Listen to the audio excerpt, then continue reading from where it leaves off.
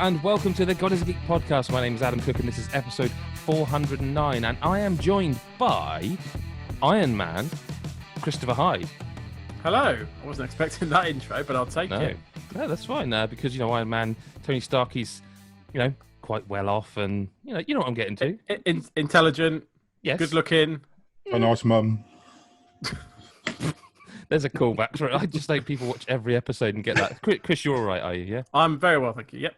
Okay, and also joining us this week is Commander Shepard. It's Gary Bailey. I'll take that.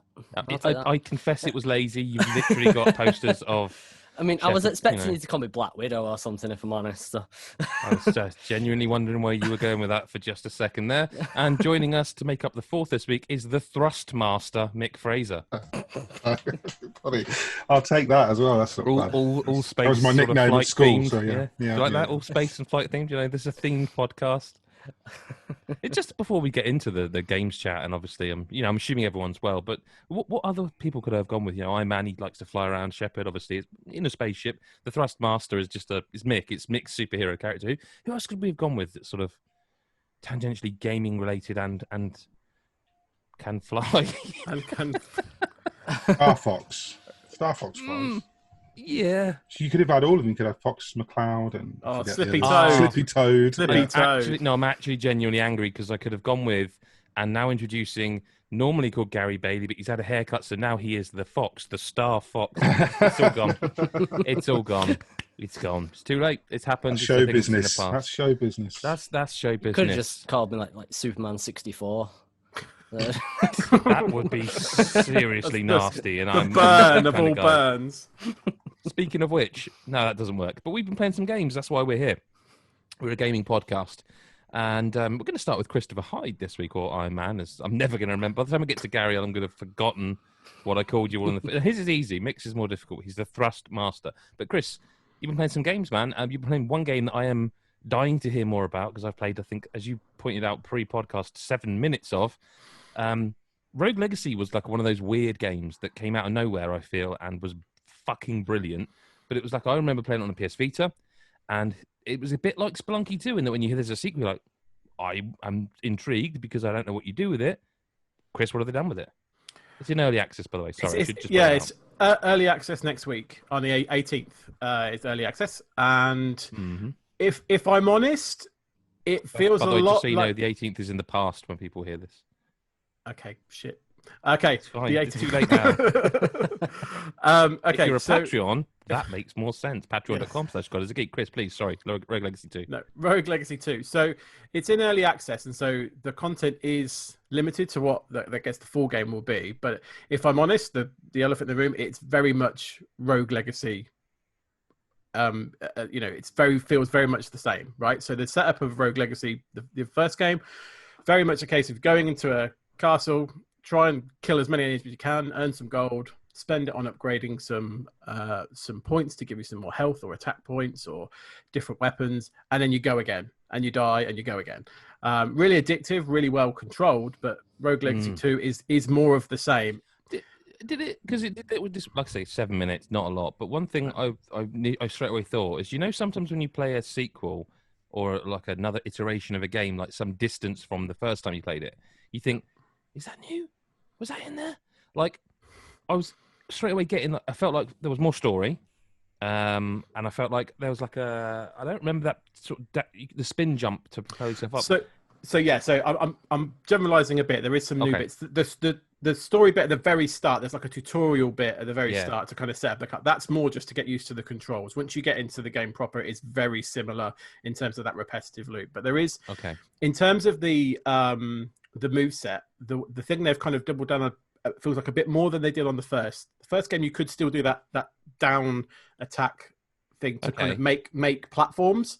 Yeah. However, there's now a different, almost like a blue lamp that you do it off of to give you extra height, which is around certain parts of the castle that you're exploring. So there's more examples of that than it felt like there was in the first game. Is it still procedurally generated? It's all still random.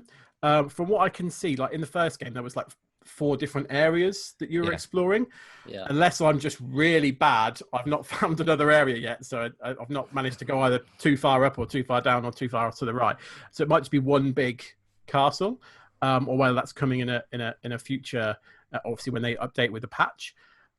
In the early access as well, it does appear that the boss battles are locked out, I will say at this stage, because I feel like I've got to the area where I should be able to go through a door and get my ass handed to me, and it hasn't happened yet. So it feels like that's coming soon. But you can still I would hope quite soon. Oh yeah, I'd hope quite soon. I might just be being an idiot, right? But I get to those rooms and it says you can hear a voice, but you don't know what it says. And I'm like, that reminds me a bit of Dead Cells. Like there was a lot of that in Dead Cells as it progressed through the early access stage, where it's like, there's a door here. Does it do anything, or am I shit? You know, or is it being... But like also, I would hope soon, because Spelunky 2's kind of stole this game's lunch, because at the time this was all announced and people were excited for Rogue Legacy 2, it was kind of like, this is coming this year, where Spelunky 2 was like, well, we don't know, it's been delayed and it's whenever. And now Spelunky 2 is out like in September, isn't it? Yeah. I will say that there is a couple of things that this game does well, from what I've seen in the early access. The different classes that the first game had, obviously had loads of different classes you can unlock over time. There's only 4 in early access that you can try out, but they all seem much more varied than before. Whereas there was a lot of, it felt from my memory of the first game, a lot of just different versions of Slashy Swordman. Whereas now there's the 4 that you can unlock is the Knight with a sword, a Barbarian with an axe, an Archer, and a Mage. And they all kind of attack differently. They have different health and stuff. So it feels much more, you can approach the procedural dungeons in different ways, more so than you could. And I feel like when obviously more classes get unlocked, they're all going to be more varied than they were, which fills me with a bit of hope, if I'm honest. And then the other thing that I've noticed in the early access is the dash move that you could unlock, I think with a rune or something last in the first game, is now like its own item that you unlock by completing a separate trial. So you kind of have to kind of find the trial in the procedural dungeon and then undertake it. And it's, well, I thought it was hard anyway. I was sweating by the end of it. I don't know, finally finished it. It has been hot. Yeah, we'll go with it's been hot. Get clammy when I rubbish at games, but it feels like not only is it. Do you? Is that a thing? What if you're trying to do something in a game and you're struggling? Right, but you're not like trying to climb a rock face with your real hands and legs. You're just holding a controller. I get totally nervous, shaky. Yeah, no, I'm nervous when I'm playing. Yeah. I was down to 2 health points. I was like, if I die, I'm right at the end. If I lose this, no, I understand the idea, the concept of difficulty in games. I don't. What? You're actually sweating playing a game. Yes, because I don't want to cock up. That's not weird, right? You get like sweaty hands and stuff. I'm gripping the controller. Okay, no, see, I didn't take it as sweaty, like a bit sweaty. You were just palms. like thinking of just like streaming like sweat. Just I stood up and there was lines on the t-shirt. Yeah, Robert Hayes in Airplanes. Yeah. I've been. My whole body was invested in this trial. So what other game would do that to you? Just so we have some sort of baseline reference. Because I want to know if this game's good or not. So any game where I'm trying, I'll sweat. Right, let's park that one for now because I feel like we could go down a rabbit hole with that one. Okay, fine. To be really clear, be boring. Fine. Be boring. Ask a question on the pod. As a large man, I understand entirely why you sort of tried to slide that. But just go back to the game. Literally I get it. I get it. Literally sliding. So, Rogue Legacy 2, to be really clear, yes. I almost like downplayed it a little bit at the start. It is very good. The things that people liked about the first game, the tight controls, the addictive gameplay, the good combat, the expansion, and the kind of the risk reward, the progression, all that stuff is there, and it looks nicer as well. Yes, it's not pixelated anymore. It's like got a nice kind of almost cartoony style with really nice lighting. It's really nice to look at.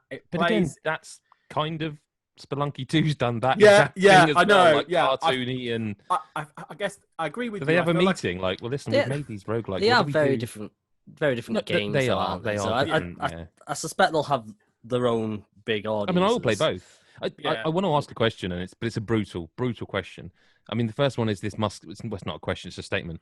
This must come to Switch. Like, it just must. It was on Vita, that they must come to Switch. Just like, I still can't believe Spelunky isn't on Switch. Even knowing that game is out next month on consoles and everything, I would still buy, with my own money, Spelunky on Switch today. Say it. No, that's not at all what I'm going for. No. The question I have is regarding the early access thing, right? Yeah. Mick, you've played a lot of early access games. Some are like, when you call it early access, it's like you're being generous, and some, like, what was that game recently, Dreamscaper, that you were saying? Dreamscaper, like, it's it finished. Doesn't feel, It doesn't, So what I'm gathering from what Chris has said is, we're not 100% sure, but it seems like bosses are coming. I must admit, I'm sure when I booted up, it was version like 0.47 or something. It was, and it wouldn't be 1.0 because then it wouldn't be early access. But, and this is the brutal part, even though like Gary, myself, I think Mick's enjoyed it as well, but even though we're all sort of fans of the game, the original game, with games like this, and this happened to me with Hades, I get a bit concerned about jumping in at early access stage, because you kind of have to treat it like a live service game when it isn't. And like, when I jumped into Hades the other day, I was like, wow, okay, shit, they've wiped my save. Fair enough, it's early access, I guess, and I haven't played it in 6 months, but also some of this is unrecognizable. Rogue Legacy 2, is it good enough right now to say, get involved, you'll be glad you did? Or is it one people can go, look, I've heard it's good, I don't need to spend money on it right now, let's see where they get to? And that's why it is a brutal, almost unfair question. Not for you, it's unfair on the developer, I think, a little bit. But I have to ask, I have to know, because there's so many games released now. Yeah, and I think based on the fact that whilst there are a couple of things it's doing differently, it does feel you'd probably get the same kick right now with the limitations from the original. And I think I've had the bug of like, oh, go and play some more Rogue Legacy 2. You know, that type, the game is, I want to go and play some more of it. Yeah. But the only thing that's stopping me is I'm like, oh, I've kind of unlocked all the classes now. You've kind of done. So I've kind of, I'd just be putting a bit more points into some health or something. I'm like, well, I don't want to do that. They might wipe it. Yeah, and so that I've kind of stopped myself from what I feel like I want to do, which is play more of the game, because it's addictive. But more of the game. Yeah, more of the game, and I don't quote me on it, but I'm sure when I saw. Well, it's not finished. It wouldn't be. No, but in terms of time frames, I'm sure I saw on the screen. It does. Patches coming in 60 something days. But I don't know if that's a long time, isn't it? But Hades does that. Hades does that. It's like an estimated thing. But they do stick to it, and they're pretty transparent. But make it. We don't know, because this is just early access. Usually big updates as well. The Hades ones. Yeah. But I guess in terms of like, so I said obviously they're restricting, when you upgrade your castle and unlock all those things, it literally says this unlock is coming in the next patch. This unlock is coming in the next patch. So you're going to unlock some stuff, but you also know you're not going to unlock it for another 2 months. So, but also, like, part of these games that I enjoy so much, and admittedly with a game like Spelunky, it's all long gone. But Spelunky, for years, people were discovering new shit. So actually putting it there for you to see, this is what's coming in the update in broad strokes. It's like, yeah, we're going to do the Character X name, update. Whereas, because like, even that, the text, it was like, is that placeholder? Or is there characters that are just called letters? That must be placeholder, right? Sorry, what the text in the tutorials? Like, oh yeah, all the diaries you leave. They're just like, they haven't even done the names for them. No, I did wonder. It's like, is there like a code here that I'm trying to be decrypting? Because I think they've just gone. I'll just call them mysterious person J or something, and I'm like, I was probably just call him Jeff or something like. But that's like, if you're making a story, surely you have the story mapped out, even if you haven't put it all in. Yeah, no, I agree with you, unless it's spoiler heavy because of it. I don't know, but I feel that's maybe a bit of a reach. But yeah, I enjoyed playing it, and I wanted to play more, and I kind of wanted more to be unlocked at that point because it was so fun. So I guess that's in its favor, that it feels there is some new stuff and the good stuff is still there. So that's a really good positive. But there is that niggling part of me that's like, I probably won't play it as much as I want to because of the limited content that's currently available.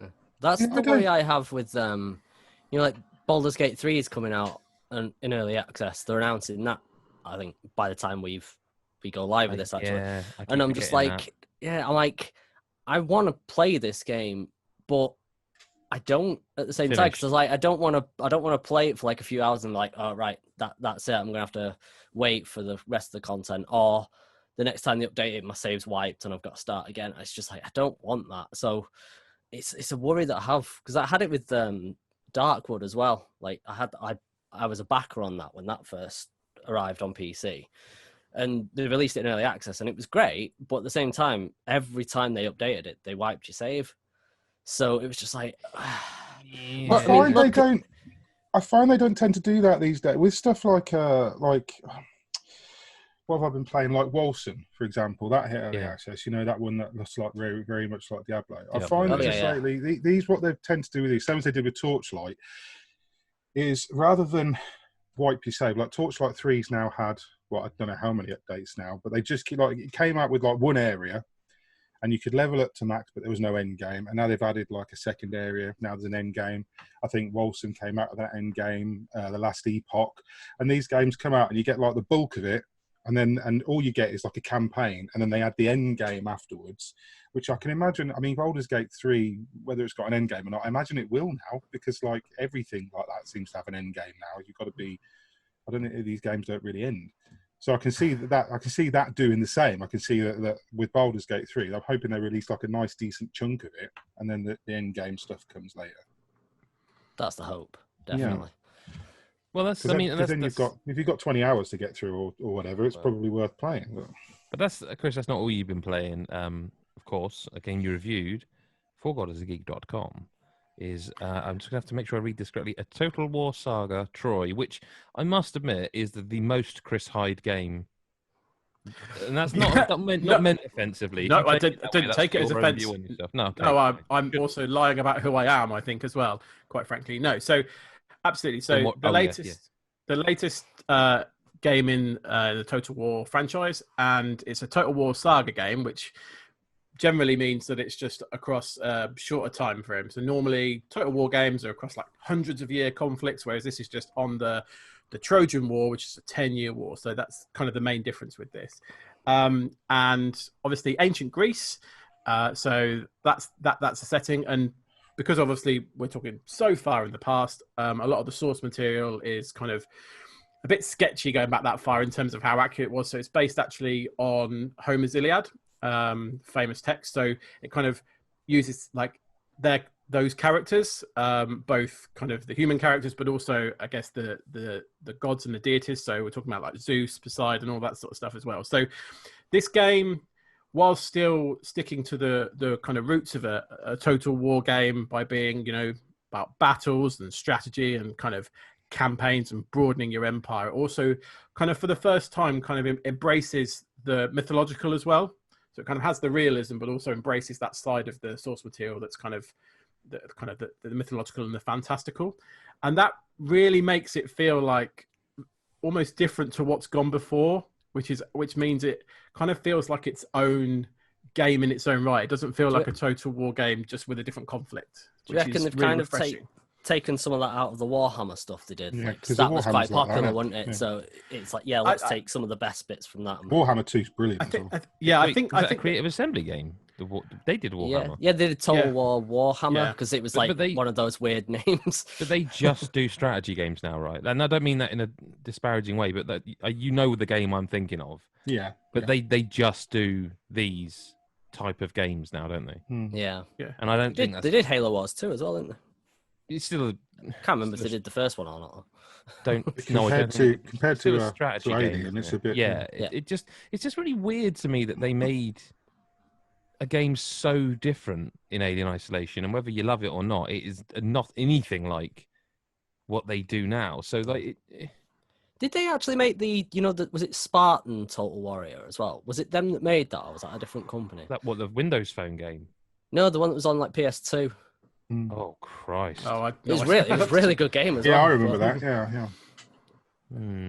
I don't know. I say it's totally derailing this. No, it's all right. No, it's all right. Whenever Creative Assembly come up, I just think it almost feels like, did they actually make that game? Because they, I mean, I don't know. Whatever. I mean, you enjoyed it. You scored it 8.5 out of 10. So you enjoyed it, Chris.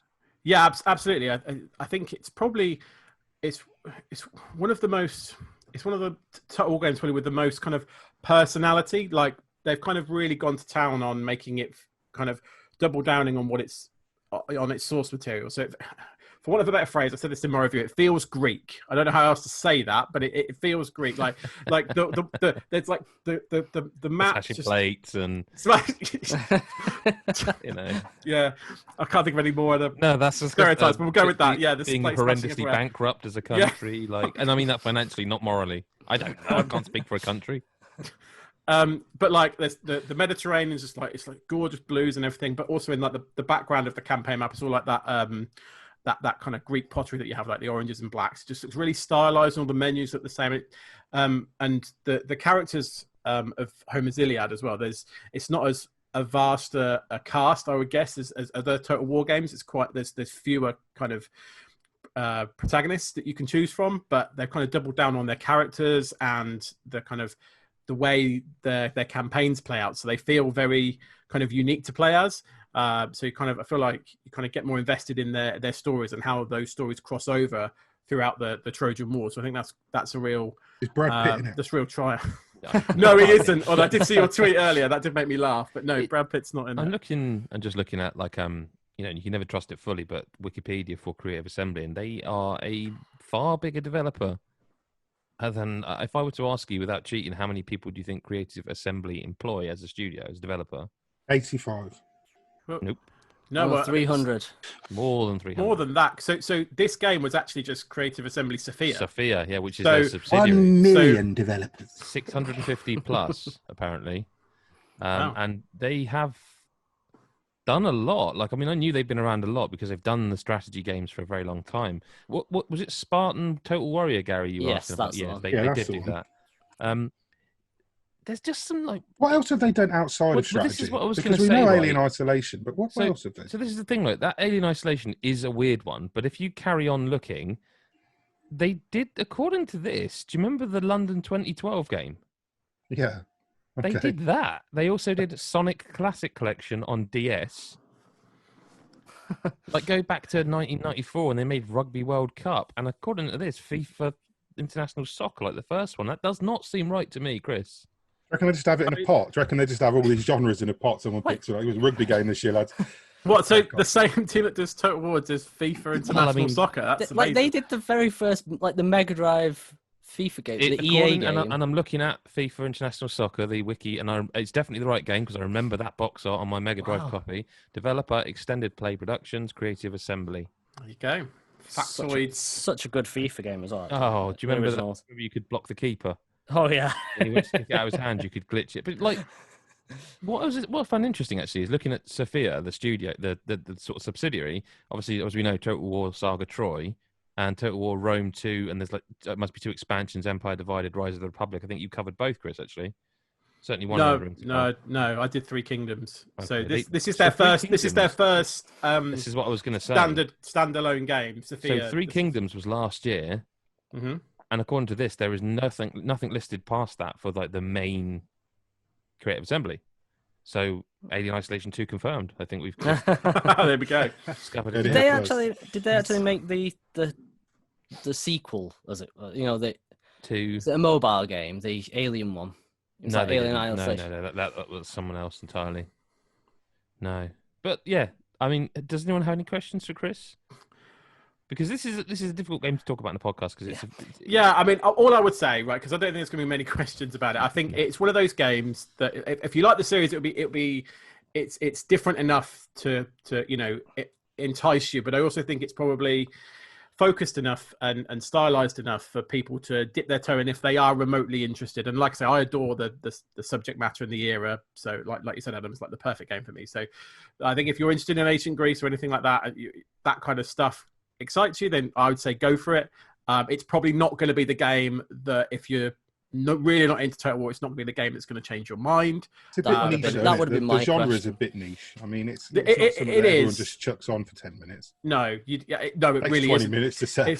It's the kind of game that you go, holy crap! It's 2:30 in the morning. I've been playing for 6 hours because it's a long game in that sense. Like StarCraft 2, then StarCraft 2 for me that would be. Yeah. So StarCraft 2, what a game! What a game that was! Yeah, I never did play the final. expansion, I guess it was, wasn't it? But okay, Mick, let's move over to you because you have been soulsing it up, which is sort of, yeah.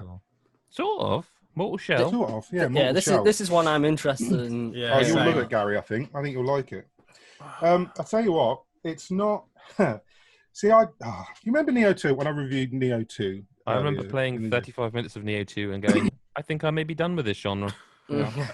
I think I'm really bad at Soulsborne games when I play Neo 2 and it just rips me a new one. See, I love Neo 2, but I love it too. I didn't find I think I'd managed to avoid even using the word souls in the review because it was. Yeah, but that's just your thing. You seem prouder and prouder of every passing Soulsy game that you review that doesn't have that. But, well, yeah, I have to. With you know what? It's one of those things, though, isn't it? Right? Honestly, usually it's not that hard, is it? Just find another way of saying something. Yeah, you can. You know what, Mick? I'm going to say this on camera, on mic. You're a very good writer. Thanks very much. It's not that hard, is it? To just not. Not really. Piss, guys. Piss. Yeah. Not calling anyone out at all. No, but podcast. I get what you're saying. All site, yeah. But no, I get what you're saying. You don't have to.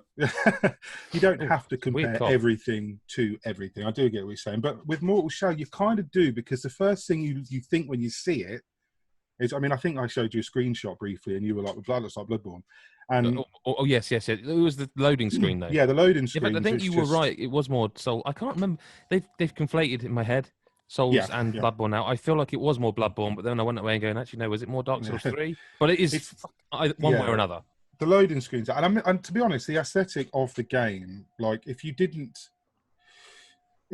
weren't playing it and you were just looking at screenshots, or maybe even someone else playing it, Dark Souls would come to mind straight away because like the first area, the main area is like this swampy forest, and it's very, very soulsy. Right. But it's got a lot of its own stuff. Like for one, it's a little bit easier, unless I'm just getting used to the genre so much now that I'm just. But it's I find it a little bit. Neo, like it's always going to be downhill. Yeah. I mean, it's a little bit easier than Souls games have been in general, like especially the core Souls games are From games. Not in a way that. It's not a piece of piss or anything, but I think like real veterans who have been playing these games, like the guys who go for the no damage runs and things like that, I mean, they're going to walk the bosses in this game. I mean, it's taken me maybe 2 or 3 attempts tops for every boss. Right. It's a very measured game. The whole, like, there's no stats for a start. So it's not like a Souls game where you can just go away and level up somewhere. Wait, but if you take the stats away, the RPG-ness, then it's an action slasher.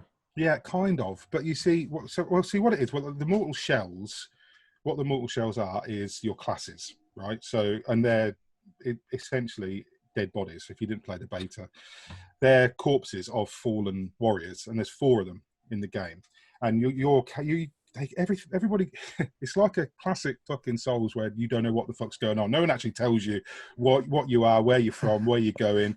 Everyone calls you a foundling, and you're like a faceless, like spirit, I guess. And when you're in your natural form, you've got a tiny little health bar, 1 hit from pretty much anything, and you're dead. Obviously, go back to the bonfire, which in this case is a sister who's like so wait, is this fantasy or yeah, it's fantasy. Because the thing I was thinking about this the other day. I meant to text you about this actually, Mick. When you sent that picture, and it sort of made me think about this game. The thing is, right, I think people always talk about like FromSoft as like, oh man, if they could just make their engine work better, if it could just run better. But the thing I will actually say is when you think about all these other games, Hellpoint is one, for example, I feel like actually FromSoft games are quite good in terms of production values because they make these worlds, because yes, the combat has to be good, and Bloodborne proves that the combat is really important, but it is the worlds that drag you through them that make you want to learn them, and that's part of the production values and the kind of craft. See, that's where Hellpoint fell down for me a lot, and that's what I was going to say. Watching your video review of it, I was like, I was quite up for this game from what I'd read of what you said, but then when I saw it, it was like, I know it just Hellpoint felt very hollow. Like it felt quite generic, quite hollow, quite empty. It's a space center, a spaceship, I suppose.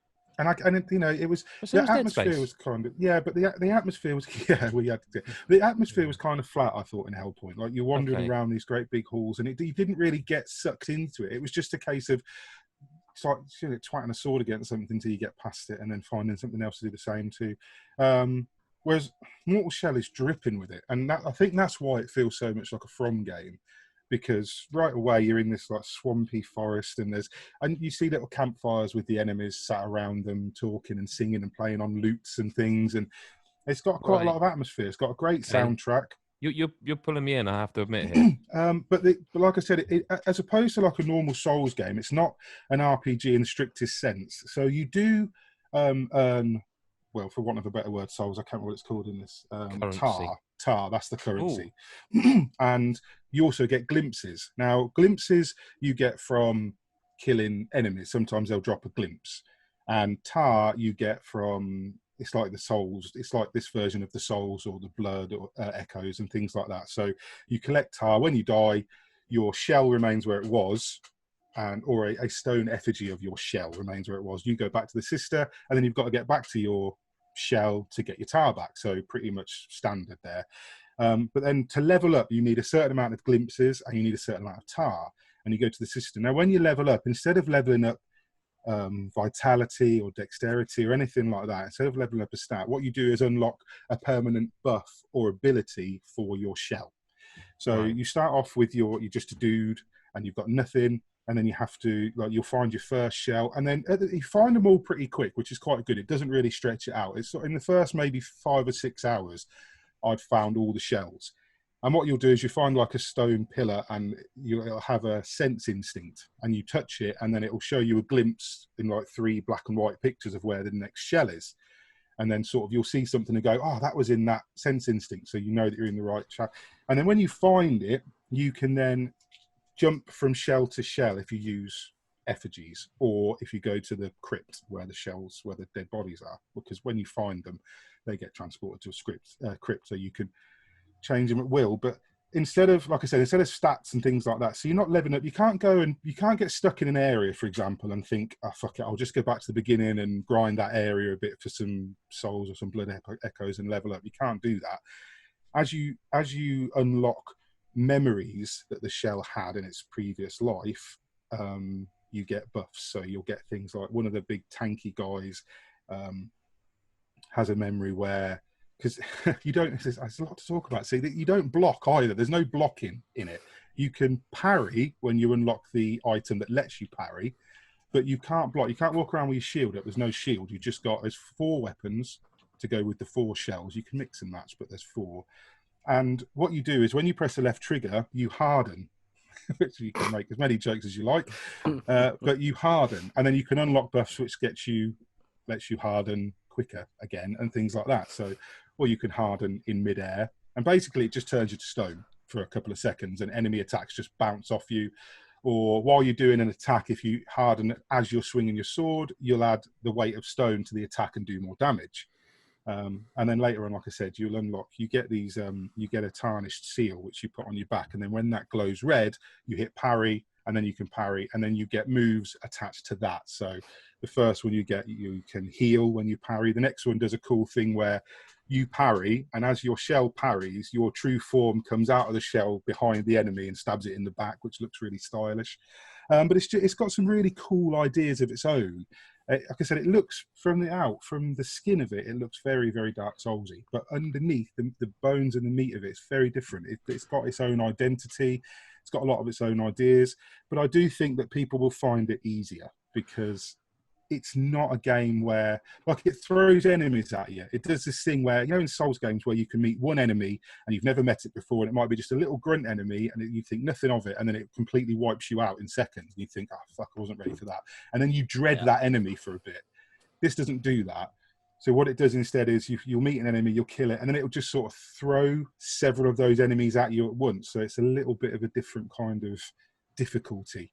But I do think people will play this expecting it to be really nails, especially the bosses. I think people will come up to the bosses and think, right, here we go, big boss fight, and then it's kind of not. I've not really had any trouble yet with the bosses, and I usually do. Usually struggle for a little bit with the bosses. I mean, as you know, Adam, me and you have long conversations when I review Souls games. I've got transcripts of some of them. Every new Souls game, I get you. You get my roller coaster of emotion. I'm looking forward to when Mick's going to text me about that fucking boss that's destroying him. Yeah. What are the boss designs like? They're kind of cool. Like, they've got very much a Soulsy kind of feel to them and that, like since Dark Souls and Demon Souls, every boss has to have its own name. You know, it's got to be something cool, like a cool name that means something gross and weird. So you've got like the one boss I just killed was I really felt bad for it because okay. Well, wait, let me explain. Right, it's called Crixus the Twice-Born. Yeah, right? I feel bad for its name. It's right. just pretty cruel. And what it's like if my parents had called me Thomas, like it's really not necessary. It's a big red dude. And it's that took me far too long to get. I'm so sorry. Thanks, Chris. Thank you. But have you seen Total Recall where the dude's got like, a baby on his belly? Oh, like, yeah. Well, this big, you've got this big red dude with like a sword, and he's got an axe and a spear and a shield, and he's got a little dude attached to him, which is like his conjoined twin. Yeah. Oh, right. And what he does is you'll be fighting him, and then he'll like every now and again he'll roll away and he'll put the shield up, and the little twin will pop up and shoot at you with a crossbow. Sounds horrible. Well, when you kill it and you go into phase 2, oh no, the twin dies and it sort of hangs off it, and then he goes to attack you in the cutscene. He goes to attack you, and then he stops and looks down. And then he starts poking his twin, like trying to wake it up. Jesus. And like, I mean, it doesn't look like, it's not like a baby or anything. It's like a dude, but he's like shaking it. And then he just has like a shit fit, like with all this mad grief. And then the second phase of the battle is him just going nuts because you killed his brother. And I was like, fucking, I'm a cunt, am I? Because sounds a bit like Dark Souls 3. Yeah, Osiris. The brothers. Yeah. Oh no. I was thinking Osiris. You know, when the one with the dragon with the invisible baby. Yeah. Oh, and he's disappeared and he's just fucking loses it. Yeah. But what I will say is the brothers where the one rides the other one's back a little bit, but you know. I mean, there's like a frost boss and things like that. There's quite a lot of stuff, and there's a boss you have to fight every time you want a new weapon. Like every time you find a new weapon, you have to fight this particular same dude who's got the weapon. When you kill him, you get the weapon from him. He's just like, oh, for fuck's sake, you again? Yeah, a little bit, but he's really quite easy. So I don't know. But the bosses for me all follow the same pattern. Like there's not many of them like Ceaseless Discharge and things like that in Dark Souls games that do something different. There's not many that do anything where but there's not many that do anything and like really have wowed me so far. They've all been kind of, you keep your distance, you parry when you can, you hit them when you can, take your time, and it's quite easy. There's none that have pulled out a sudden like surprise attack and I've gone, shit, didn't see that coming, how do I get around that? Like, you know, Souls games really make you think about their boss fights. It's not like that. It's a little bit more straightforward. How is the parrying? It's really forgiving, and I think people are going to complain so much that they might even patch it, because I think they may well nerf it, because at the moment you can parry pretty much anything, and if you can't parry it, it's because you don't need to, because you've got plenty of time to avoid it. Like there's these big massive dudes with hammers, and you can't parry them, but they're so slow they just don't hit you. And then there are some smaller, there's these women that have like 2 blades, and it's all very bondage club type outfits and things, and they come at you. But it's, again, and plus as well, the first power that you attach to your tarnished seal, which is what you parry with, is a healing ability. So every time you parry, you heal a chunk of your health back. So I mean, you do have to build the parry up. You've got something called resolve, and every shell has a difference. So you've got resolve, stamina, health. Now the first one is balanced, so you can imagine it's got like 3 resolve bars that you have to fill up by attacking enemies, and then so that means you can parry every time you've got a full resolve. If you fill it up completely, you can press both bumpers or both triggers, and you do like a cool special ability that's tied to the weapon you're using. But then you've got like the first, and then you've got the second shell who's got a little bit more health but a little bit less stamina. And then there's like a really nimble shell who the enemies will kill him in 2 hits, but he's got a massive stamina bar and he can whip around, and sort of when he does a dodge move, he like puffs into smoke so they can't even hit him. He's got massive iframes in his dodges, but if they hit him, it kills. It's quite well balanced. It is quite well balanced. I'll give it that. So customization then, obviously you can't level up like you say in the traditional sense, but do you have any control over how you're kind of progressing, or your progression, I guess, in terms of that when you trade in your tar? Is it literally like upgrade 1 is always this, and it doesn't matter what shell you're at? Every shell's got its own. Right, so you could say I want to be I want to progress this shell more, and okay. Yeah, every shell's got 9 individual skills that are only for that shell. I think it's 9, and then every single one of them's got the same. Like you have to unlock the kick. There's a kick ability which just gives you a bit of space. You have to unlock that for each shell, and then there's like every shell's got 2 special abilities at the bottom of the like a circle, which cost loads. And I've managed to unlock the main. I use the tanky shell. He's got a health bar that's across the screen, but a tiny stamina bar. So you've just got to. It's just constantly about backing off and waiting for a chance to attack. And if you get caught in a couple of evade rolls, you just get wiped out. But it's quite individual. Every shell's got its own specific sort of way of leveling up, and they all do cool things. But you can't. None of them really improve their stamina or health. You get what you get, and then that's about it. So where does this like? Obviously, everyone's always going to say, FromSoft are the best ones. So let's just not even pretend like we're going to try and rank them. Okay. But in terms of the ones that aren't from, and you've covered a lot of them. Yeah. You have talked about this quite a lot, and I'm guessing you like it quite a lot. I really do like it, yeah. For me, I like it better than I like the Surge 2, and that was probably... And I'm not counting Neo, because I still don't count Neo. 2 is one it's one of those in your head when you fake that you're, oh no, I'm going to go back to that one day. Yeah. See, I gave up on Surge 2. I gave up on the Surge 2 about halfway through. I think I was on like the 2nd or 3rd. But I say halfway through. I played it for a long time, but I'd only done, I think, 2 or 3 bosses. And I just I got sort of a bit sick of it, and I did. And I really liked it to begin with. And I mean, like I say, I've said I played Hellpoint recently. I still think the best From Software Souls game is Salt and Sanctuary. To me, that's the best one.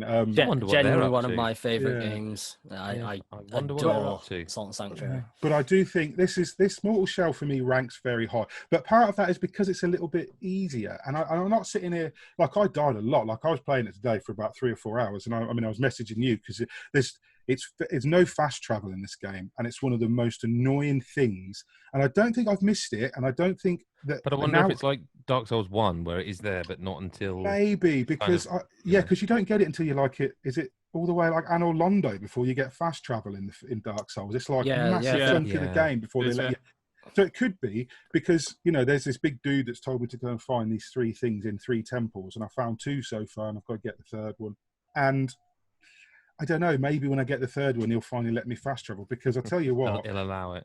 Yeah, because when you get to these bosses, these are the main bosses, like that guy with the twin. When you kill them, you collect this gland, and then you've got to go back to this big fella in the forest, and the gland is where the tar comes from, which I think is like what's corrupting. Off, is it? Yeah, honest to God. You know what you're saying there, right? The gland produces tar. It does, yeah. And they keep tar is short for nectar. So that's what that's everyone... far worse. The nectar comes from the boss's gland. But what don't forget the hardening. Hardening. There's... But hardening of the gland. But what happens is when you get the nectar, when you get the gland, this thing rolls in and it's like fog. And then it replaces like the bog standard enemies with harder enemies. There's a bell that constantly rings. It goes really dark. You can't see what the fuck's going on. And then there's more enemies. And you've got to fight your way all the way back to the next system to get back to this main dude. And then once you've done it the first time, you can pay an NPC your glimpses, and he'll call the fog in. And what happens is, all the way through it, in the first area, there's just chests everywhere, and you can't open them. And they're just like little frog statues.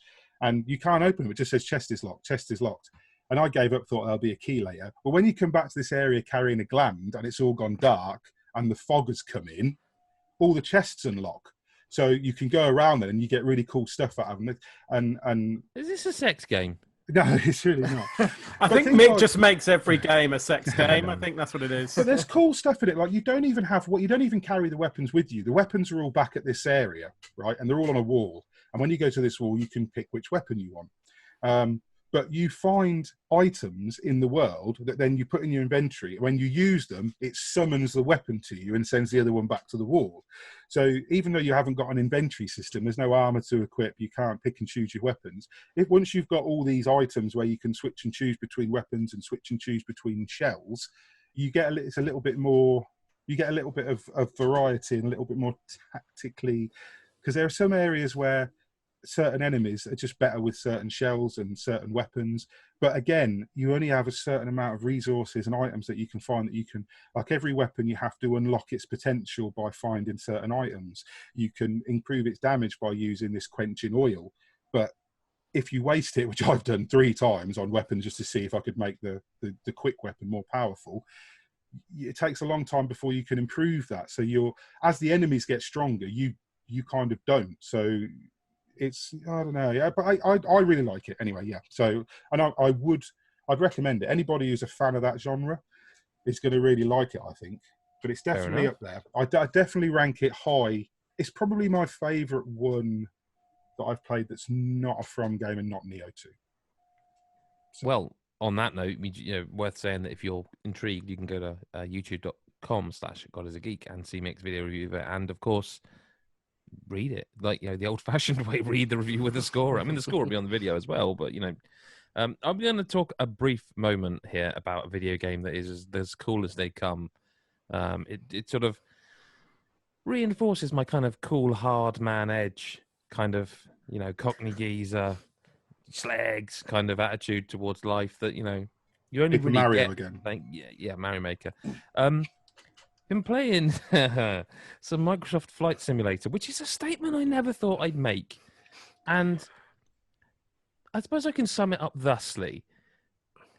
After playing it, I sent an email off to someone who I know in PR, who happens to work with companies that make flight simulator gear, like joysticks and stuff, and not that proud of myself. Are you hooked? It's weird, man, because there was a time, I'm trying to think what game it was. I think it was Animal Crossing that came at, we all know that if there's an award in our Game of the Year pods for Best Timing Award, Animal Crossing wins it hands down. Yeah. Yeah. But that's not necessarily true for me, because as someone who in my other life is a key worker, not an awful lot changed during all that shit, right? But at this point, myself and a lot of people I know in similar situations are really fucking fed up because they've had no time off and are just knackered. Like everybody else, of course, everyone's knackered. So the idea of loading up a game where there's, I haven't tested if I can just like straight into the ground. I kind of want to. But the idea of a game that is as relaxed as you want it to be. Do you know what I mean? If you want to learn... there is a lot, by the way. Like a lot. There's a scary amount to this game.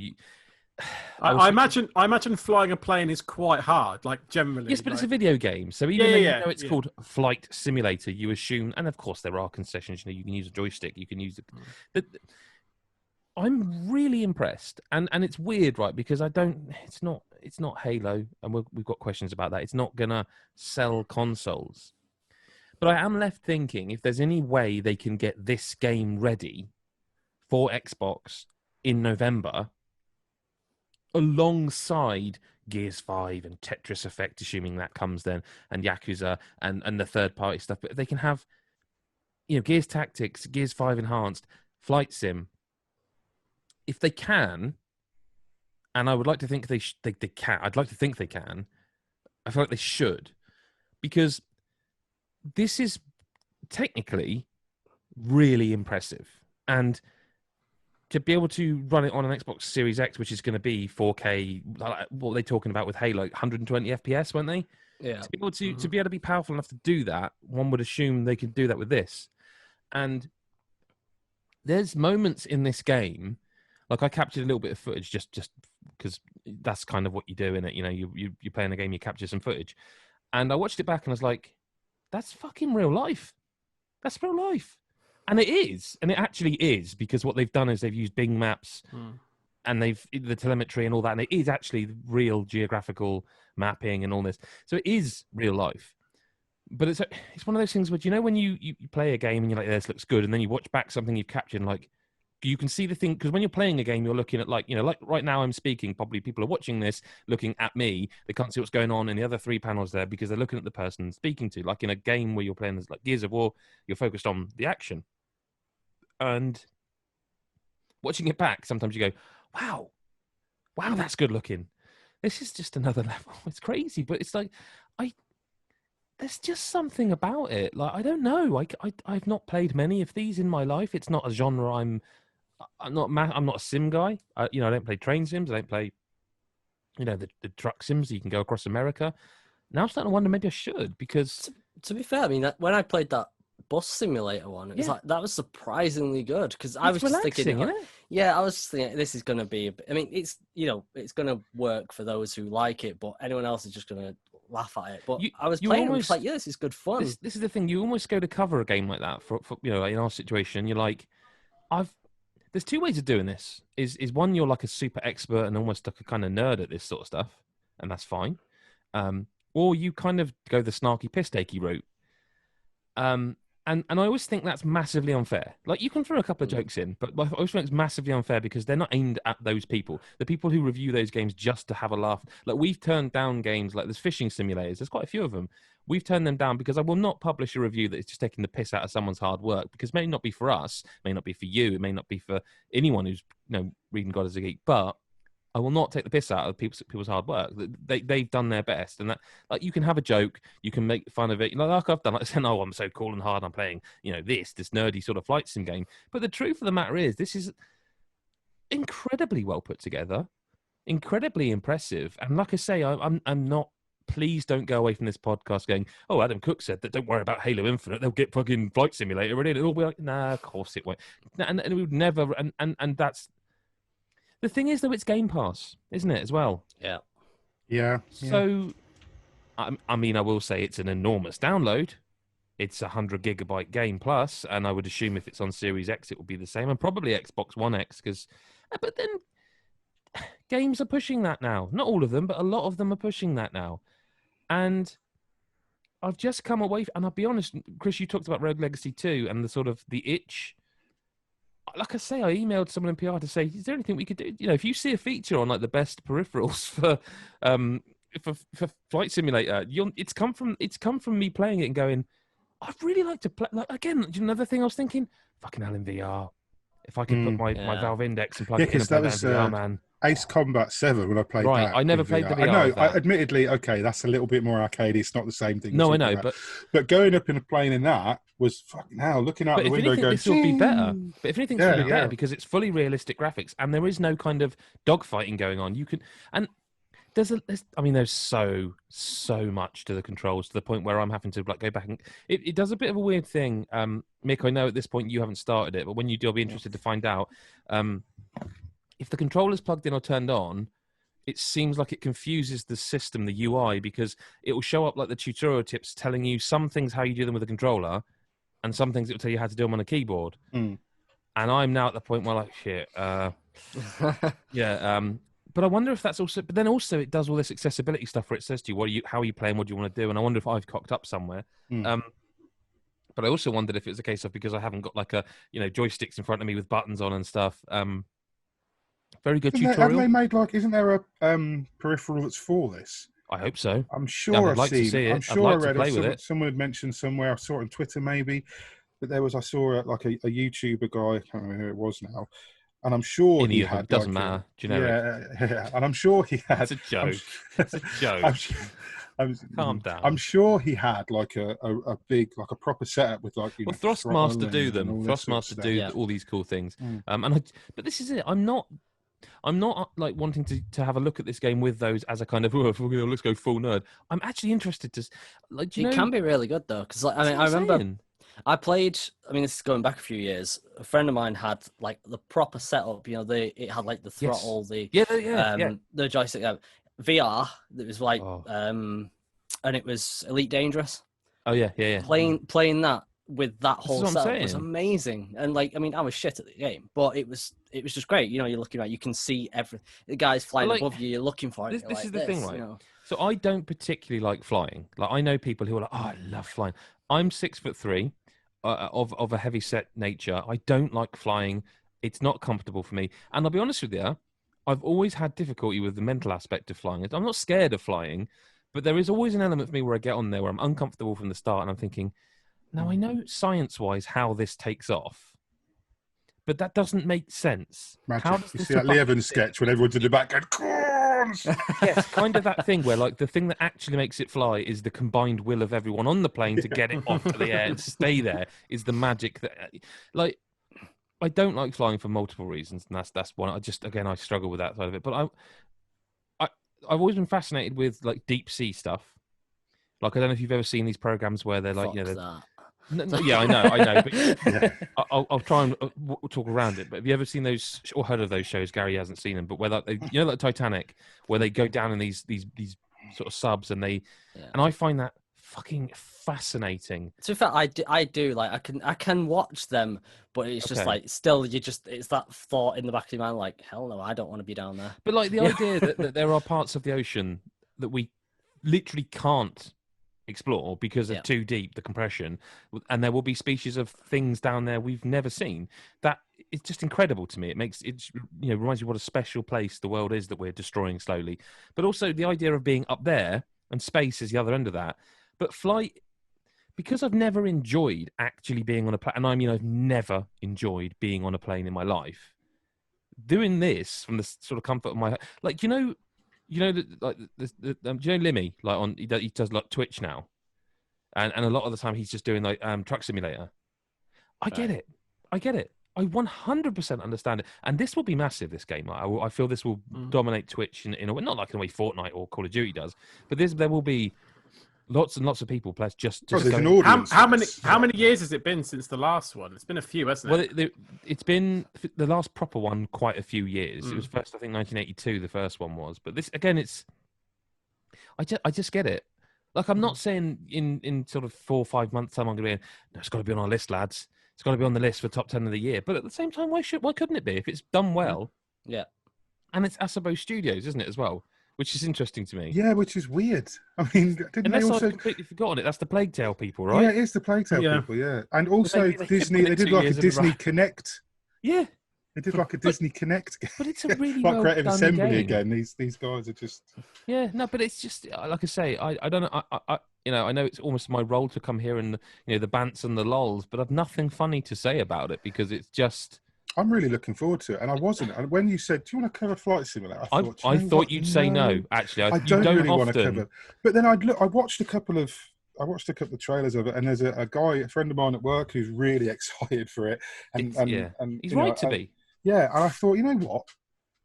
I want to see how this plays because I like something different out of my comfort zone for a start. And that's exactly it. It is like nothing you've played. And it's going to have limitations because of just the technology of Bing Maps. Like, you can fly over your house. It's not going to look like your house as you know it because it's probably not been mapped properly by Bing Maps. But and I know that from playing like Google Earth VR. Like, I don't know if you ever got around to that, Mick. If you ever. Yeah. Like, and that is, I found that. I went to the hotel that we stayed at in Rome, which was really cool. But you can go to your house and you can walk down your street, and it's not quite as good if you live in a built-up area that's I live in the country, but I found that quite an emotional moment because it's a real like wow, and I've said this on the pod before, and this is similar, and it's also like if you just want to set a course and just set it running and just go from like Southampton to Barcelona, that's cool. You don't have to get all involved with it. You don't have to learn also the tutorials are good, so don't be initially when you start playing you're like, there's a lot. But you have to get your license. Is it one of those where you've got to learn a license first? You don't have to. But also, by the way, this is the other thing I meant to mention. In the main menu, I saw, because I've just been learning it so far and enjoying that. But there are like not challenges, but kind of team deathmatch. Yeah, no, there are kind of there's a mode to like here's a suggestion of a thing you can do, like do this. Not again, challenge feels like the wrong word, but like a milestone of sorts, And I just. I'm looking forward to it now. You got me. I'm into it. I'm sorry. Like I want to play it. I feel like I should be making a joke here, but I can't because it's just I like the studio anyway. I mean, exactly Asobo, that. Asobo they earned a little bit. Like there's a bit of jank to it, not the actual game, but the way it. Like you download it, and I knew it was 100 gig, and I was like, well, that was quick. I went inside and come back, and I've got good internet, but like I haven't got that. Mine installed fast, and my internet. That's not it. Unfortunately, it's a client. It's a client, and when you load the game, it downloads the other 95 gigabytes, which took longer than it should on my internet. If I'm honest with you, And then once you're in it, I found it a little bit not. One thing, as I don't know if it's because I got older, but I was trying to think what game it was the other day I played where I really, it's Fall Guys. It was Fall Guys. I really hate when a menu system is not like click there, click. Like I hate it when you press R1 and it goes R1. Like it should just be instant, and it's kind of got a bit of that to it. Like it's like, oh, hang on, and especially being on PC, like, oh, has it? No, it's not crashed. It's fine. It's just But once you're in the game, it's fine, and that's I suppose what matters. And it's the same with Fall Guys. And I'm not being harsh, but yeah, Flight Sim. We'll have more on the site. I think I want to live stream this, and I've kind of got this idea of I'm so. Are you going to dress Father up? Ted? Was it Father Ted? Where they? What comedy was it? Where no, it was this country where like I think it's Mandy in this country is like being the flight sim, and she's like, "All right, Dad, okay, we're gonna go flying now, and if everybody could just put their seatbelts on." And I've got this idea of me being the pilot and the God is a Geek crew coming on the stream on camera, and I'll but why the fuck not? Like it kind of. Do you know what? It goes a little bit back to there's a. I will not be embarrassed for liking video games. Do you know what I mean? And there was once upon a time where you'd say, "Oh yeah, no, I was playing a game last night," and you'd get that look and like, "Oh really, mate? I'm a bit sad in it." It's like, no, fuck you, man. I like what I like, and that comes with age. But I like what I like, and fuck you if you don't. And yeah, I was chatting away about the Avengers bait at someone in the chip shop. At lunchtime today. You trumped me there. And we were just chatting away, and I looked up, and the girl who was behind the counter serving me was looking at us like. Oh, I want you. Like, you're 40, the opposite the other one, of was that. It? Yeah, I'm going to stick my head in this deep fat fry. You keep going on about you walked out the door and she turned to a colleague and went, "Couple of virgins have ever I've seen." Yeah, exactly. Yeah. Okay, moving on, Gaz. What have you been playing this week? This month? This week? Yeah, this week. Yeah, this week. I mean, I know it's been a while since I've been on, but no, last week. Yeah, I lose track of time. I've been flying, man. I've been in the air. You lose track of time up there. You can't drink while flying, but what about if we did on stream though, huh? If the whole crew had a bit of a Flight Simulator pissed. Drunk Flight Simulator. Microsoft Flight Sim pissed. That's a point. I think it's got multiplayer. I think it does have multiplayer because I've seen screenshots. We play the cabin crew. I was going to say, how would it work? No, you're in your own plane and stuff, and you're flying around the sky, and you can be obviously. I'm sure I saw We could screenshots of like people deathmatch that doing. then. I was going to That's what say, you're saying. No, I think the idea is almost more like the Red Arrows than it is Ace That would be Combat. cool. But all we're hearing is let's find Adam and all crash bomb him. into Adam. Yeah. It's fine. If It's I'm up there virtual. flying beside you, I'm going to crash into someone. So I will say I considered it first time I was playing. Like, should I just do? But I didn't. see what Gaz. happens. I think Just that's a natural nosedive into thing. your house. Yes. What have you been playing, Gaz? I mean, briefly, I will just say I've been playing Darksiders Genesis again. Oh yeah. Because it hit Game Pass, and I was like, you know what? I want to play it full 4K. Great game. I played that on 3 different platforms. Same, but never finished it on any of them.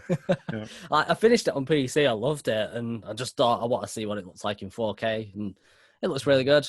Bit disappointed that the frame rate's still like Is even it on really? Xbox One X. It's still, I mean, it's not bad frame rate, but it's just like it's 30 frames kind of thing. I'm like, it could have. It's not a game that uses enough visual power that it can't do 60 on Xbox One X. But anyway, good fun. Really love that game. I'm like well into it again. But what I've been playing for the site is a game called Pacer, which most people probably won't have heard of. Well, it's been a long time coming, and this is still only a preview version. Yes, and it's basically I think it was made as like a Wipeout homage, and it's very similar in like the visual is spot on to like Wipeout.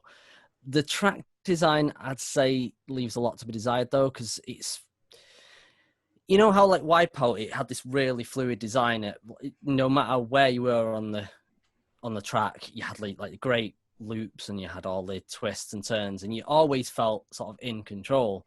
Whereas this one you don't, and it's weird. Like you get like boost pads in the middle of a corner, which if you hit and you're not quite right, you're going straight off into the barrier at the side and you slowed right down. It's a little awkward, but there's something there. Like there is something there, and it's fun when you do hit your stride. But yeah, there's not enough content in this preview build, so I'm hoping there's a lot more tracks in there the full game because there's only like 4 in this, and it's they're not really that different. They look different. So has this? But... Was this like released and then pulled? And because like looking at Steam, it says initial release date 31st of May 2017, but yet you can't play it. You can. I'm looking around my mic at the screen. You literally, you can. It's out on September 17th. The full game. Yeah, I was very confused when I was, because I was looking it up. I wanted to sort of get the info for myself, and I was kind of like, wait, this is out. Wait, no, it's not. Yeah, like you, I looked on Steam. I was like, no, it's not out. What the fuck? Basically, it's I mean, you can tell it's not quite finished. And there's a really confusing aspect to it, because you know how like Wipeout you had your weapons, or you had your pickups like Mario Kart style, and you had different ones. One was like a boost, one was I think one was a normal missile, one was like a homing missile, that kind of thing. This one, instead of that, when you start, you choose what kind of weapon that your vehicle has. And you've got several vehicles to choose from, and you can kind of change them with cosmetics, and you kind of have different loadouts, and whether you want to be more defensive or you want to be faster, you want to be more agile. But your weapon things, you've got like defensive weapons, track control weapons, offensive weapons, like long range. But you don't really know what you're using, basically. Like I found like there was one point, it's like I'm pressing the weapon button, nothing's happening. I'm like, okay, I must have to pick something up. Go through, and there's little icons I'm picking up, and I'm like, there's still nothing happening. Okay, what's going on? Then I pressed a different button, and suddenly a different weapon happened. I'm like, I don't know what's happening. What's going on? So does it just not explain anything? Is there not like tutorials or anything for the? No, I mean, granted, this is a preview, so like when you get the main game, it might be a case of when it first loads up, it goes, here, right, now here's your tutorial. Like you get in stuff like Forza Horizon or most racing games of any kind, you get a tutorial race at the start. But this one, it was just like, you've got a bunch of race types to choose from. It just has a brief description of what they are, but that's it.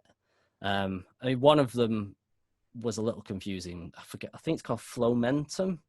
And basically, it's a case of you have like a time ticking down, and you've got to get as far as you can. Just for the record. Oh yeah, it's bad.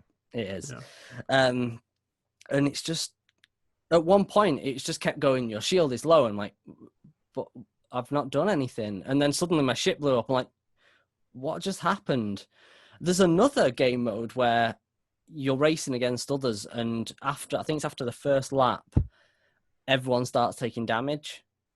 And then, like, you've got to survive as long as you can, kind of thing. Okay, and I was like, that's been done before in another game. Yeah, I was just kind of like, that is Wipeout that had the elimination and well, Burnout did it where if you were at the back of the pack, you would lose. It's got that one as well. It's got that mode as well. But Wipeout did that too, where I'm sure they did a similar mode, like the zone one. Do you know, I must reinstall Wipeout. What a great game! Yeah, I mean, I've not actually installed, because it was on PlayStation Plus. Was it? I mean, that's Wipeout. It's such a good game. Yeah, it's like I need to. I played at a friend's house. I was like, yeah, this looks great. I'd love to see it on the Pro. I really need to get back. That's another bloody game I didn't play enough of. There's too many games. There's too many. True. I mean, this one I'm enjoying, but just sort of to a point. It's one of those ones that I hope that gets better the more you play it, and the more I was going to say there is. Yeah, do you see the potential there? Because obviously it's a preview, but do you see that it could be something on? Do you see like little nuggets of like, if that gets? Yeah, definitely. It's a preview, but the game's out in September. Yeah, exactly. So there's got to be enough. That's what I'm trying to get a sense of. Do you feel like there's enough that you've seen that goes, this could be good? It just needs to tweak a couple of areas, or actually. I'll be honest. I think there is potential, but from what I've played, and obviously this is still preview, it feels like it's got potential to be an average game, which sounds really harsh. But the burns. But again, I am. It's got. Shit. It's not even actually a good game. Gary Bailey, 2020. I kind of think back to like when I did the preview for that Hot Shot Racing, which I mean, I'm not sure when. I think that's out fairly soon, actually. Might be. But that preview had shitloads of content, and I was kind of like that. I saw the potential instantly. This was like a Wipeout, a Burnout style potential. And then this one's like, it could have a Wipeout like potential. I don't know whether I'm seeing enough of I think the if you game. feel that nonplussed about it now, it's probably not going to set your world on fire. Well, in a preview sense. In a preview sense. Yeah. That's it. I suppose it's if they do add that content and they do add some more modes and tracks and a bit of variety, maybe it will be. I mean, do you think then you might? Do you think it's probably the lack of content that's holding it back? Possibly, yeah. And I think again, it needs a bit more clarity on what things are, like what your weapons do and how they actually work. Because sometimes, like I say, I was just pressing buttons and nothing was happening. I'm just, it wasn't really firing shells and. No, it's like, but I know there are weapons in it, like proper weapons. Like I did at one point, I did actually have a rocket launcher, but you can only use it at certain points. It's bizarre, but I mean, there is potential. I mean, I hope it kind of lives up to it, but not sure yet. Well, where does one go from there? I just wanted to, just before we move on, actually, to sort of listen to correspondence. I was sure of this, so I've just checked the email we got from Microsoft with the code for Flight Sim. It does actually say, I won't read the whole bit of it, but it does actually say blah blah blah. If you'd like to test online multiplayer with a friend or colleague, so. How would the multiplayer work in that game? I'll tell you what, Mick. Let's find out before you review it. Yeah, let's give it a go. Let's find out. If one of us can be like on the control tower, I think he'll be us both flying. I mean, maybe you can just sit in the back. Can you race? I mean, that would be really boring. Hang on, here you go. I can tell you, we've created a multiplayer system that allows friends from all over the world to fly together. I'm actually now more excited than I was having already played it. What are you actually flying in the game? Do you fly in lots of different things? There's loads that you can fly, like a little... But there's no dogfights, I'm not in it enough yet. I don't know enough about plane names, but you can fly like full-on jetliners. But you can't shoot people down. There's none of that. Guns, Mick. None of that in the game. Guns, but no guns. Mick's bloodlust is just coming out. So there's no explosions, is what you're saying. Yeah, so and then naked chicks. But like, I mean, the multiplayer, is it going to be 2 planes or like co-pilots? Yeah. Is it like, do you play chicken? Do you think you play mid-air chicken? The problem is that by the time this podcast is live, first, your review will already be live. Yeah, we'll know. So, let's not really make this any weirder than it needs to be, because there'll also be like very close to this podcast video, like a video of the reviews. It's going to be really weird. So let's move into listener correspondence, and this is from Mr. McPoo on our Discord, who says, and we've sort of answered this, but he sent 2 questions. So, with Halo not coming to Xbox Series X on day one now, by the way, we didn't discuss that. We don't tend to do news, but I think all we would have had is half an hour of us going, what the fuck are they doing? Yeah. So with Halo not coming to Xbox Series X on day one or even this year, what game could they potentially use as their killer app? Nothing. McPoo says, I still think Flight Sim is technically the most advanced showcase of what next gen can do on either console. It's not the most interesting game, but he beats you to it. It's not the most interesting game, although I'm excited for it, but it does some incredible things that could surely wow people and show them what the hardware is capable of. So I feel like I actually kind of answered that in advance by mistake, because the other answer to that is they don't have anything. The studios they have another killer app. Too not far behind, but they're not far enough ahead in making the games they're making. The fact they came out and said, like, Halo delay 1,000 games, including Tetris and all this sort of stuff, rather than the actually game list they put up was a good list of games, but not a good list of exclusive launch games. Yeah. I think trying to sell Tetris Effect is, I championed that as one of the best games that year 2 years ago. Yeah. Right? 2 years ago? Or last year?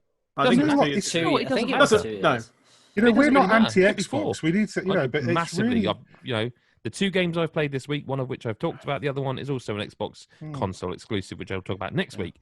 That's it, man. I was really looking forward to Halo Infinite. Like, massively. I know, like a lot of people were pointing out like the flaws of that demo they showed, and I was just like, I thought it looked great. But man, I was wanting to play that. See me and Chris's live reaction to that. Yeah. Neither of us were going. Oof. Like we weren't the rest of the show, but that game we were both like, this looks the business. Yeah. I mean, I was well on fire. I mean, I'll be honest, like I don't think it was unlikely for me to go, I'll buy a Series X for that, because it's like, look, I can play it on my Xbox One, it's fine. But if there was a game that could have at least tempted me at launch, it would have been Halo Infinite. Because without you're playing the best version of it. Yeah, Well, that's it. Without that, there's not really like I'm not going to buy it for better versions of third-party games. What I would say is that those games they did show in the because they've dropped again. Do you know what? I feel they started so well and they got everything right, and now their marketing is slowly eating itself because originally it was the Xbox 2020 shows. Wasn't it? Like, yeah. And we're going to do one a month. They've dropped the 2020 name. They're now not doing them monthly. They're doing them kind of when they feel like it. But the last Xbox game showcase, there was some cool games there. We don't know when they're coming. We know that Fable isn't soon. We know that State of Decay 3 is miles up. We know a lot of them are far away. The one that surprised me is Forza. I don't think they said when that is, but I got the feeling that was one that didn't have the whole cross-platform thing. So that's probably a way off. Which either that or, I mean, this is something they really do need to clarify because throughout that showcase, you kind of got the feeling that they've abandoned the no first-party exclusives thing. Yeah. Which, if they've done that, that's completely kind of shitting on the message that everyone was. It's messing it all up, isn't it? Yeah, I don't want to upset fanboys, but I almost feel like Microsoft almost aren't ready for this next generation. Like I think they're 2 years too soon. I do, and I think they're going to race out the gate because Sony clearly are. I'm not sure they are either, but go on. Well, okay, maybe, but they're in a better position, I think, for the next gen. Well, they've carved out a niche of game genre that people react They've got their exclusives. They're going to have their... I was talking to a friend about this, and he listens to the podcast, so he'll be glad I mentioned this. He did mention that a lot of their exclusives are of a kind. Like, I mean, we can go around the room here. Gary, name me a PlayStation 4 exclusive game. Anyone? No strings attached. Uncharted 4. Fine. What genre? Yeah, action adventure, open. Yeah, well, it's not open world, but it's. We don't need to carry on. Third-person action games, aren't they? Yeah. They are. Even Ratchet and Clank is. I almost said Gran Turismo though. I do know as soon as I went to it, I thought, he might say that. Or Drive Club. I'm not saying they only make them, and they haven't historically. You know, I would, and I mean this. I would love to see a reboot or a new one of Resistance. I would love that. I agree. Yeah, with you. Yeah. I want to see Killzone back as well. Killzone, that's again never happening. I know that's it. I mean, to be fair, I still haven't actually played the PS4. I liked it. But it's gone. It's gone. That series isn't coming back for a while now. It's a shame because I mean, I was one of the ones that kind of championed that. Same. Series. That first game. Brilliant. Oh yeah, what's it called? Mercenaries. Liberation. Yes. Killzone Mercenaries. Okay, what was Liberation? Yeah, Liberation was the PSP one, which again that was brilliant. That was like the top down. But I always thought the guns felt different and honestly good. They felt heavy. The weight of the guns, especially like that first game, because I think the problem it had was it was like it's the Halo killer. It's like it was never a Halo game. At all. They're not even close. It was closer to like a Call of Duty or a Battlefield. It's like comparing Mario Kart to PUBG. Yeah. Gran Turismo is fine. At least that's the same genre. But I will say we are sort of veering away. We're dangerously going into Sony territory. We're supposed to talk about Xbox. What game could they potentially use as their killer app? I don't think that Flight Sim can be a killer app because it's so niche. I think people will try it. Like I think Gary and Chris, you'll probably try it if you've got. Yeah, I think a lot of people will try them because the likelihood is. Anyone who's getting a Series X will probably have will have. If it comes to Series X, if it comes, But let's sort of suggest that it is. Or at least theorize that it will be there as like a launch title or something. Anyone who's getting the Series X will probably have Game Pass. Or they'll get. I think if you're buying it without Game Pass, you make. There's no point in buying that. But also, the thing is, even if they do get Flight Sim out. Massively niche. We know that Gears Tactics will be there. It's Gears, but it's niche. Niche. I think XCOM has proved that like people will like it. They're good games. It's not going to sell massively on a console at least. I think the question and the answer is there isn't one. But the question I feel is, what game can they put out that has broad appeal? they can't. They don't have that game in their stable, and unfortunately, that means they're relying on FIFA, Assassin's Creed. And what I guess they are hoping is that the idea of if you don't have a PC, this is the way it looks best and runs best. Yeah. And that's I think Cyberpunk. I think they'll push that as well. Which one? Cyberpunk. I think so too. I think they'll push Xbox that One quite X. hard. Yeah, Even if I didn't that's have not a coming PC, to Series though. X straight away, is it? That's coming later. I thought they hadn't dated. I'm not 100%. But they haven't dated when the console's coming, have they? So I suppose that, no, they have said November now, though. They have said November. So if they were November 1st, then maybe Cyberpunk would be on it November 17th. I don't think it will. I But- don't think it will. The impression I get is that Cyberpunk is coming to PS5 and Xbox Series X later on. Yeah. Because so also, why would you, current as a gen and publisher, PC. cannibalize? So you've got, I mean, God knows how many million consoles in people's True, houses for you're PS4 right, and yeah. Xbox One.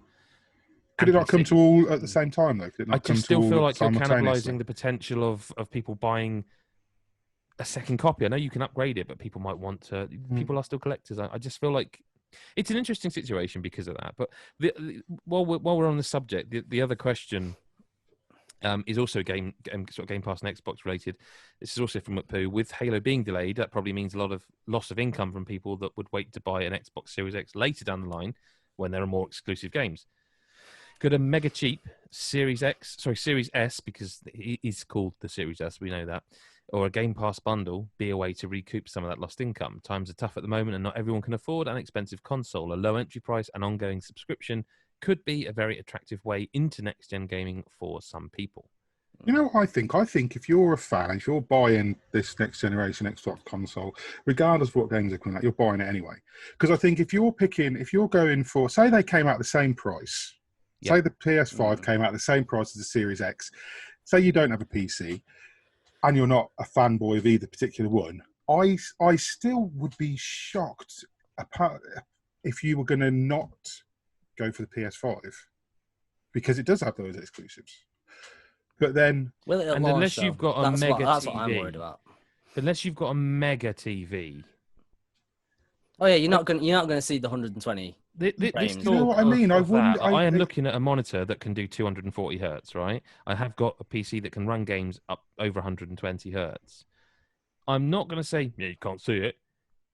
The difference between 60 and 120, it's there. It's there. The idea of having a home TV that can do that, and 4K, Ultra, HDR, all this, RTX, the idea of a TV, you would sit in a lounge playing video games on your big console that's under your next to your telly in this case. I've got a good TV literally behind me in this room. It's not doing, I don't think it can do 120 hertz. To be fair though, when like the 360 and that came out, HD wasn't really around there. It was just you say that. That's why I so. bought that Samsung 720p TV that everyone had for a while. But that's the thing. Yeah, like, that's why I quite upgraded expensive. HD only starts to sort of come around after those consoles came out. So whether it's going to be a similar thing to this, and more TVs will start coming out with like 120 hertz. But I mean, I don't know. They're still very expensive at the moment. But I just haven't heard anybody justify the Series X or Series S to me yet. Yeah. And I know people will buy it, and I've got good for you. If you want to buy that, that's up to you. It's your money, and you want to support Microsoft in that way. You want the upgrade, you can afford the upgrade. That's up to you guys. But honestly, I've not heard a single compelling argument for buying. And even if I didn't have the PC, I would still say I can only afford. I'm a normal person. I've got a family. I've got a job. I can buy one of these consoles. Yeah. I ain't buying the Series X if I've got an Xbox One. I've got an Xbox One X, which I have. I'm not going to do it. I'm kind of in a similar boat. But I mean, I must admit, at the moment, I don't know if I'm going to get any at the start now, because I'm looking at it. Yeah. I think the only thing that could push me maybe now is it'd probably be the PS5. It'd be if Miles Morales is launched and Gran Turismo is launched. See, I'd buy the PS5 for Miles Morales. That's the thing. That will be a launch game. That will definitely. But that's the thing. That's a the thing system for me. seller to me. I won't, because I don't want to spend say 500 quid for one game. Granted, I can play all the others on it. You're getting. I know you've got a lot the of those games compatibility. upgraded for free as well. But it's just the thing. Like, I don't think I can justify that spend See, I wonder though that if Xbox were coming out and saying just that one killer app, just that one, if they were coming out saying their killer app's Game Pass, by the way. Well, okay, but if, you know what I mean. That is a good point. Yeah, I know but what you're saying. If they were going to come out and say to me that right, here comes the Xbox Series X, you can do all that on the PC, but Halo Infinite, you can only play it on the Xbox Series X. And they're not doing that. I would consider that to be.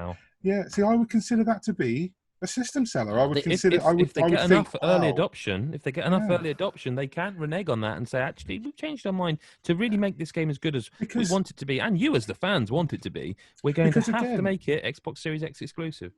Because again, Game Pass is wonderful, and I'm not going to knock it. It's one of the best things to happen to gaming, I think, in a long time. But like you said, I think it was last week when we were discussing this, I pay for Game Pass every month. Every month I paid it yearly last time, but I pay for Game Pass. I have Game Pass access.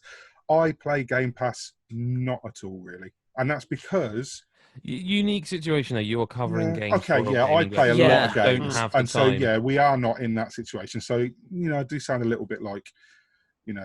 I don't mean. No, I don't. I would play way to downplay. Yeah, I would too, because you would have to, because you simply could not afford the amount of games that we. So I think, maybe you're right. Maybe I'm not the best person to come at this from that angle, but I do know that I don't know.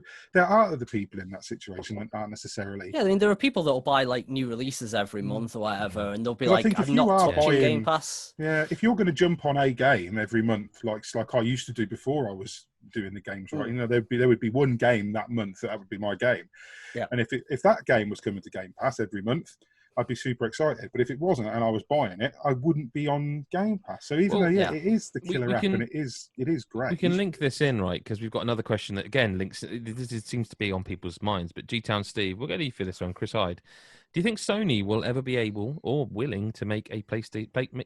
I'll start again. Do you think Sony will ever be able or willing to make PlayStation Now a contender to Game Pass? It's mad that they are not. I guess it is mad and it isn't. I think if you're Sony and you're sitting like Scrooge McDuck in your mountain of money, well, not Microsoft got loads of money, but like if you're successful in this console generation, you're winning, and people are probably going to go PS5 over Xbox Series X, as we were just talking about. Do you need it to compete? They haven't needed it to compete in this generation. It's been one of the few things that we've said quite often. It's one of the things Microsoft's done better than Sony. They haven't needed to. They should, from a consumer point of view. It's madness. I'm waiting for Nintendo to do it, because then I'll be like living the dream for me personally. But they don't need to. People are prepared to pay for the individual games full price consistently on a Sony machine. So if you could pay if you could pay £6 or £7 a month, and you did have access then to games like Horizon, this is the thing. Sony first-party games Sony are massive. Are doing that, but they are doing that, but nobody talks about it. So PlayStation Now in June, for example, the update gave Dishonored 2, Metro Exodus, but NASCAR, it's different. Pac-Man. So I guess they're not first party. No, it's different in the sense that everything goes straight from launch onto Game Pass, like launches on Game Pass. That's for me the difference. I think if Sony did that with first-party games, I think that's pretty much all they have. They don't need to. They don't need to. That's why they don't. Not because they'll get more money by not. That's the thing for me. Is the only reason why they don't. If it was more financially viable, they would do it. Figures of The Last of Us 2 and things. I guess you're right. Yeah. Exactly, and I think that's the only reason why they don't. It's there if people want it, and it might be supplementing extra income for them, but they don't need to right now, and I think that's why they won't. Frankly, I'd like to see them like after I don't know a year or so has passed, adding their first party games onto like PlayStation Now, because I know they've done it from time to time, but they only seem to be there for a limited period. So Street Fighter 5 went in there, and that's an exclusive. I mean PC as well, but like in July, I'm literally looking at a trailer over here. PlayStation 5, PlayStation Now, July 2020. Hello Neighbor, Street Fighter 5, Watch Dogs 2. I'm going to fast forward on this trailer. I'm sure there's another game there, but like there are, Dishonored 2, as I said, there are. I'm sure. I just can't find the bloody story, but I'm sure they added like a recent, not like The Last of Us 2, but like a decent exclusive. Yeah. Like I know a while back they added God of War and Spider-Man, but they were only on there for like a month. It's a weird thing, and I don't quite get why they do that and not because Microsoft do that as well with third-party games. Yeah, well, that's it. I mean, I get it with the third party, but if it's a first party, it's like, why are you only putting on for a set time? Surely, I'd like to see figures. So here you go. PlayStation Now, August 2020 is 1 million ads load up. I'm just trying to. I just saw this website does not want to load whatever this website is, but if I go back to Google where I can actually see it, Sony has announced that Hitman 2, Greedfall, and Dead Cells have joined the PlayStation Now games lineup in August, alongside today's release of Fall Guys Ultimate Knockout on PS Plus. So if they were to bring them two together as well, that month would have said, in August, this isn't what happened because they're two separate services, but if they pulled them together, they could have said, in August, you got Hitman 2, Greedfall, Dead Cells, and Fall Guys. None of which are exclusive, but that is a good step. PlayStation Now has changed. It's not streaming anymore. It can stream, but you can download games on PlayStation Now, can't you? So I'd like to see figures comparing like owners to players, because I think, say like The Last of Us 2. Let's take The Last of Us 2, right? Like that sold millions, or whatever it sold. Did very, very well. They said it was one of their first. Yeah. Now 4 million people bought that and 4 million people played that. Maybe 4 million people didn't finish that, but 4 million people, you don't buy a game for full price on an exclusive console unless you're going to sit and play it. And then I look at something like Game Pass and I think, I wonder how many games like Gears 5 or, you know what I mean? People download it because it's on Game Pass, never actually play it. And like, it's good. On their figures, they're going, well, we had 2 million downloads of Gears of War 5 on Game Pass. But then you think, well, but no one's actually playing it. We're taking it from you because it's free. I just wonder about that sometimes because I think it's an interesting point. Like, I've got a library full of Game Pass games on my Xbox One X and on PC, and I never play them. Whereas, but again, that's very. But then no, because what I'm saying is, if I was to buy, like when I paid, I bought Spider-Man, I paid for that. I bought Horizon Zero Dawn, I paid for that. I didn't review those games or cover them for the site, but I bought those and I rinsed them because I paid full price for them. I bought them at launch. I mean, I've bought games at launch that I haven't played, Metal Gear Solid 5, but there are games that if I'm going to pay full price for a game, usually I'll get my money's worth out of it. This is the argument I've been making for a long time, is that I assume I'd love to, like you said, love to see the stats. How long do people play things for? People are actually playing. Let's move on. We've got a couple of quick questions that are related. One's from Fail on Discord. When will Adam finish Iceborne? Finish it, long time away. I installed it on PC today. I've had it. I'll help him, Fail. Okay. I'll help him. Like and Dane, I carried Fail. I carried Mikhail through the entire And Dane says, when will Chris buy Iceborne? I know. It was on my list for last year, and because it came out like January last year, didn't it? And I was I'm just saying, I've got it on PC right now. Oh, it's good. It's so good on PC. It's a good game. Yeah. It's so good on PC. Has that got crossplay? No, nor cross save, unfortunately, Mick. That's a shame. And if it had cross save, I've got 1,000 hours. You have to quit this job. Have you got?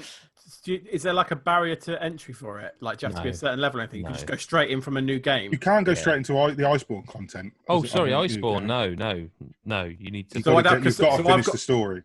So I've got to refinish the story on PC and then play Iceborne without. So have I, though. But they've made it quite so what they've done is now you at the very beginning now when you go in you get. We shouldn't have asked this, by the way. Sorry, I won't keep you long. I won't keep you long. But you get like a set now, which is called the Defender set, and it makes you sort of overpowered. I wouldn't recommend it if it was your first time playing, because you miss all the grinding and stuff. It took me like 120 hours to finish the What a statement. Don't do that. You'd miss the grinding. Well, you would, because you need the grinding. And anybody who plays Monster Hunter World will tell you. Any grinding he loves. Grinding. You do need the grinding. It doesn't just teach you. You'll get to the end game with no materials to build the good stuff. Right. So you do need that. But yeah, so you can fast track it. I did. When I played it on PC, I did fast track it because obviously I knew what I was doing then, and I knew what build I wanted and stuff like that. And But let me ask you a question, Mick. Let me ask you a question. Right. Okay. I'm going to start this again on PC. What class shall I be? What weapon should you use, you mean? Sure, what weapon? Sorry, sir. What weapon shall I use? It's like a disappointed team. I know, yeah. It's like, you can find you are incorrect, son. What a cunt I am. You know what? I think the probably, I wouldn't say the easiest weapon. I'd say that the weapon that you'd get used to quickest, I think, is still Sword and Shield. Okay, because I never did that. I went guns. guns are hard in Monster Hunter. I think once you've got to know, you've got to know the monsters and how they move and things like that. It's very nuanced. It wasn't a question about any of that. You answered it. Okay, Sword and Shield. Start with Sword and Shield. Monster Hunter podcast. Last question. Deadbeat Punk. You probably will, mate. Deadbeat Punk. If you could create one law and have it enforced by the very next day, what would it be? And also, what would the punishment be for breaking your new law? Chris Osman for all. That's not really a law. Right, come on then. What's the punishment for breaking that law? If you refuse, shall we say? Yeah. I don't know. Well, there you go. See, half an answer. Punishment ready. Has anyone got a real answer? Okay. I've got one pre-prepared, but go on then. You go first. The law should be if you don't indicate in the car, obviously that's enforced, and the follow-up is what would the punishment be? You go to jail. It's that simple. Straight away, yeah. Didn't indicate. Jail. Not next morning. If you don't indicate intentionally, jail.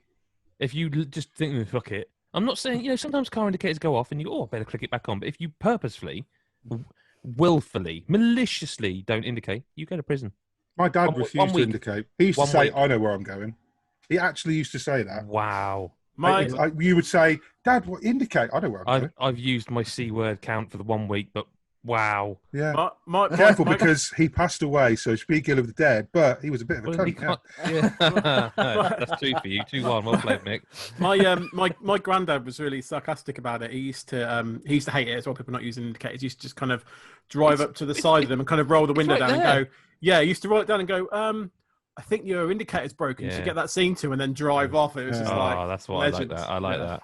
My wife does that. My wife does that, but she yells out the window. She'll just while go, you're driving, fucking work. While you're driving, leaving you to fend off like this really big man, and she's like, "You're the man." Because then they always stop behind you or just in front of you at the lights, and I just sink into. I said to my wife today, I think I'm becoming grumpy.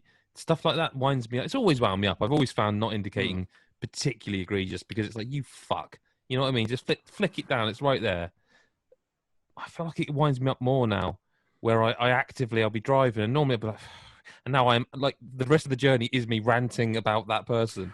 Anyone got another law? So I could just finish this. I get wind up with the people. It's supposed to indicate that you are about to move over. It's the it's the obnoxious people that move. They move over. Clues in the name. They you do are it, indicating. And then put it on for a second. Put it on and go. I'm exonerated. Like they've already stopped and are turning and indicate. I've seen that a lot. But like the clues in the name, I am indicating to other members of the traffic fraternity that I am going to move. Who's got a law? Come on. That's my law. I think no more novelty Walker's crisp flavour. That's my law. Just fucking end them. No more Brussels sprout. No more whatever they do at Christmas. They're not too bad, actually. They do because they come out and replace the good flavours. You can't replace them. I went into Asda at the beginning, at some point before the lockdown craziness began, and I went to the crisp section, and they had all these Walker's crisp flavours, and I couldn't just find a packet of normal salt and vinegar Walker's crisp. I just found all these bollocks flavours. Like, I didn't count what they were now. Something else. I don't want to. I like Walker's. I don't want novelty crisp flavours, and the punishment is death. Okay. I point this crime with the worst. Yeah, all right. So Mick, I've got another one, but I don't think I want to put it on this podcast. So I'll say it just to literally piss you guys off. I'd ban eating eggs. Full stop. Boiled. Really? I'd ban no Chris eggs Hyde. at all. I'd ban Chris Hyde right now. Yeah. I don't think you can ban eggs. I think that's going too far. I'll ban eggs as long as you ban fucking Christmas, right? And puppies. Fuck it. You're not taking our eggs, mate. I'm telling you now. Well, it's my moment in the sun. Shush. No more joy. So I'd ban eggs. I've seen governments overthrown for less. I'd ban eggs. I haven't, unfortunately. What's the punishment? The punishment for not banning 3 eggs up the sneaking an egg. Literally. Well, I wasn't. That's a Tuesday night for me. Yeah, I know. They're cream eggs. Did you ever see that headline on that? Was it like the Daily Sport? Daily Star, yeah. Was it the Star? Yeah. That was the Star. I assumed that was like the Sport. Like, I used to rely on Daily Sport headlines for my morning entertainment. If you've never seen it or aren't from the UK, I think you can Google it because it's not actually graphic, but just Google cream eggs newspaper cover. You're welcome. It's won't genuine, by the way. You won't unsee it as well. That's the thing. But what's the punishment? Sorry? The punishment, I reckon, just half an hour constantly pelted with eggs. But where are you getting the eggs from? Because you're not allowed them. Unless you're secretly supplying eggs. Right. To be really clear, like, I'm not saying you can't have, like, cake, which has eggs in. You sort of are. I'm not. This is my law. Differentiate? This is my law. Because if I've got eggs in order to cook cakes... No. So I feel like your law's longer than ours. Like, you've got suffixes and clauses. I feel like you're just picking, you're not letting me speak. That's the problem. No heroin unless you cut it with something. Why should we let you speak when what you're offering up is so grotesquely unkind? Well, okay. Next time I won't answer the questions that I won't ask kind people with no eggs. Come on, fine. Finish your fucking mad rant about eggs. I'm done. He's going to rip it off in a minute and storm out. And eat it because you prefer that to an egg. Gary, your law better be Gary good, might mate. ban chocolate or something. He only likes vanilla, remember? No, mine'd be simple. Mine'd just be if you don't say please and thank you, you just get a thorough beating. A beating? Thorough beating. Not even a warning. Christ. Not a warning. Straight to the beating. And what if a child doesn't say it? Manners are free. Imagine someone just sat in his living room going, "You pass me that pass me the salt." And Gary just fucking launches across. Beating the So, who administers the beating? Where's the law? Yeah, who does the beating? And what with? I don't know. I suppose that'd be because, like, so I've got a 2-year-old. Do you administer the beating? Do you have a guy? I would happily. Or do you have like a Hyde on standby who's just like do him? Oh, what? Chris. Me. You look a bit tasty. You look a bit. I mean, you do. You sit there. Do you know what? That's not the image I think of when I think of Chris. He looked fucking cookly geezer. You know, goes. You didn't say please to the governor. Yeah. You use your manners around there. Yeah. So I've got to punch my daughter if she doesn't say please. No, Gary does. Gary does. Gary does. Okay. Yeah. Gary has to come to your house and administer. Maybe. I mean, not have to necessarily punch her. If we're talking about minors. I feel like you're implementing another clause and suffix here. That's like, over the age of 9. This is a simple one. Yeah. I mean, if we're talking 12 minors, or over, then it's the parents' fault for not teaching them manners. So you therefore, beat the parents get. Yeah. Do I beat myself, or do I ring you up and say, Gary, come around? I would guess you beat yourself fairly regularly, Christopher. Imagine making that phone call though. Imagine ringing Gary and saying, "Look, my son didn't say please. Come give me a kick in. Yeah, I've got to learn." Be like, "Oi, Star Fox. Yeah. Can I offer a supplementary clause that if they are under the age of 9, yes, you beat the parents, but you just have to kick the child. Yeah, just explain to the child. What, I'm like doing a this. kick? Yeah. No, just like an ankle swinger. I'm fucking your dad because like you a sweep. didn't say please. So take note of this, Tommy. This is your fault. I knew Chris, the football fellow, fan would get what I meant. The ankle sweep. Yep. Just take that out the legs. I like the idea of like they have to They have to watch you get hit. Yeah, Go, that's you're getting You're daddy next. hit for this, and you're going to get a sweep in a second. When Posh Chris turns up at the door, like, right, watch this because it's your fault. Come here. Don't turn away. Yeah. Don't turn away. You Don't close your eyes. Don't start crying. You're going to watch this, and you're going to learn. This has got fucking dark pretty quick. Then afterwards are you going to say please and thank you next time? Yeah. I feel like this has turned into like The Strangers or something. You know? Eggs is looking really good option now, isn't it? I think the eggs was the softest law so far. I mean, Adam wants him to go straight to jail. I've got the death sentence. Gary's kicking the shit out of people for not being polite. Penalty for the eggs again? Just get some eggs. Getting pelted by eggs. But what kind of eggs are we talking being pelted Rotten with? eggs. Free Ostrich range? eggs. No, but like cooked, like boiled eggs? Like boiled ostrich eggs. Could there be any more of a Posh Chris answer than free range eggs? Well, I'll be honest. I didn't expect the question. I'm sorry. What kind of eggs? Oh, extra large free range, Adam. No, sorry for not clarifying that. From a fair trade farm, they have to be locally sourced eggs. Yeah, grain-fed chickens. I feel it's an enormous waste. I mean, he's posh, so he's probably got friends in the Farmers Association anyway He's that'll got have chicken eggs in his back garden. I've got eggs in my back garden. Yeah, chickens. You have chickens, a coop. Jeeves, fetch the eggs. Yeah. Bring I must pelt another one. Let's move on to the end of this podcast. Thank you very much for watching, and we will be here next week. But before we say that, we can say thank you to Mick, thank you to Gary, thank you to Chris, and thank you to you, dear viewer or listener. You can get us on everything. I don't know if it will be live at this point, but you should be able to even say, and I'm sorry if you're watching this on the telly, Alexa, play the God is a Geek podcast, and it should work soon. Should. Wow, technology. Don't quote me on that until it works, but it should work soon. And if it doesn't, you can blame that on Uncle Amazon. Yeah, throw eggs at its face. And sweep its Alexa legs out from underneath it. Alexa, play the God is a Geek podcast. It should work. I would be interested to see if it does. It would, be the audio version, obviously. Patreon.com/God is a Geek, where you can find our Patreon sort of area. Chris, what can they find there?